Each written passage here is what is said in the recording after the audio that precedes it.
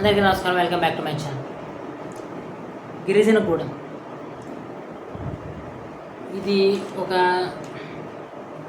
17 కుటుంబాలు ఉండేటువంటి ఒక చిన్న గ్రామం, గిరిజన గ్రామం.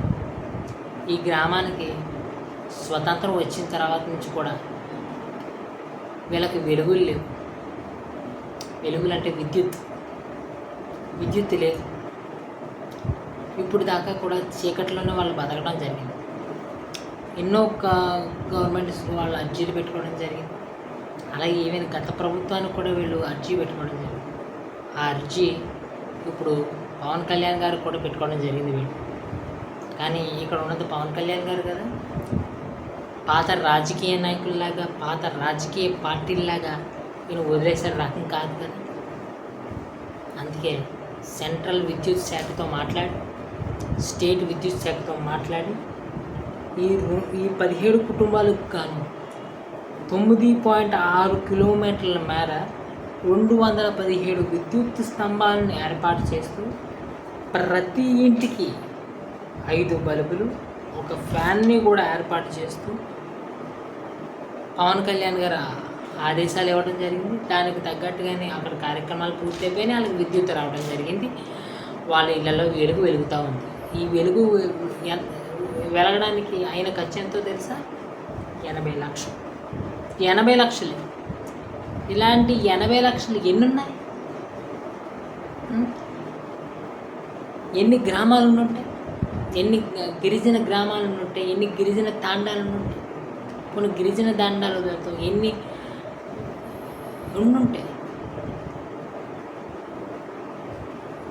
రాజకీయం అంటే ఓటు అయిపోయింది, వీడు మనకు ఓటు కింద పనికొస్తాడా, వీడి వల్ల మనకేమో ఉపయోగం ఉందా అని చూసుకుంటే ఇలాంటి పనులు చేయలేము.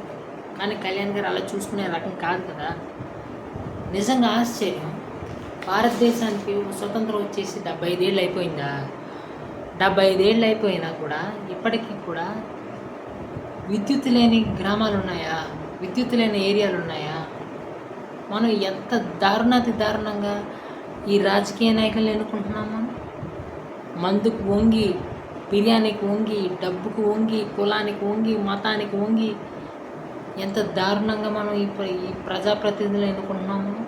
ఇలాంటి పవన్ కళ్యాణ్ లాంటి ప్రజాప్రతినిధి మీకు దొరకట్లేదా? ఇలాంటి ప్రజాప్రతినిధి ఒక ఎమ్మెల్యేగా ఉంటేనో లేకపోతే ఒక మంత్రిగా ఉంటేనో ఎన్ని పనులు చేస్తున్నాడు. ఒక సీఎం అయితే, అదే ఈ దేశానికి ఒక ప్రధానమంత్రి అయితే అదేంటి ఎంత పెద్ద మాట అనేసాడు. రుద్దుతున్నాడా అనుకున్నారు, రుద్దట్లే. ఇది ఎలాగో జాతీయ పార్టీ అవుద్ది, నాకు ఆ నమ్మకం ఉంది. పవన్ కళ్యాణ్ గారి ఆలోచనలో కూడా ఉన్నారు. దాన్ని ఎలా నేర్పాలో, దాన్ని ఎలా చూసుకోవాలో చూస్తారు. కానీ ఇక్కడ ఆలోచించాల్సింది, పవన్ కళ్యాణ్ గారు లాంటి నిస్వార్థపరుడు, ప్రజల గురించి ఆలోచించే వ్యక్తి తన దగ్గరకు వస్తున్న సమస్యను అడ్రస్ చేస్తూ ప్రజలకి ఏదో ఒక రకంగా ఉపయోగపడుతున్న లాంటి వ్యక్తి ఒక ప్రధానమంత్రి అయితే, లేకపోతే ఒక సీఎం అయితే, ఆ రాష్ట్రాలు ఎంత బాగుపడితే, ఆ దేశాలు ఎంత బాగుపడతాయి, ఆ దేశం ఎంత బాగుపడుతుంది.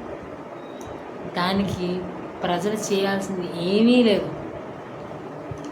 మనం ముందు నిలబడిన క్యాండిడేట్ వర్తా కాదా, వాడు సరిగ్గా పనులు చేస్తున్నాడా లేదా అని చూసి ఓటేయడమే. వాడి నిబద్ధతని, వాడు తప్పు చేస్తే వాడి నిబద్ధతను ప్రశ్నించే విధంగా ప్రజలు ఉండటమే దీనికి ఉండే పరిష్కారం. ఈ పరిష్కారం దిశగా ప్రజలు ఆలోచిస్తారని నేను భావిస్తూ, ఇలాంటి కార్యక్రమాలు పవన్ కళ్యాణ్ గారు ఎన్నో చేస్తారు, ఎన్నో మాట్లాడుకుంటాం. ప్రజలకు బుద్ధొచ్చి ఇలాంటి నాయకులను ఎన్నుకోవాలన్న ఆలోచన రావాలని కోరుకుంటున్నా. వీడియో కనుక నచ్చితే లైక్ చేసి, షేర్ చేసి, సబ్స్క్రైబ్ చేసుకోండి. Thank you.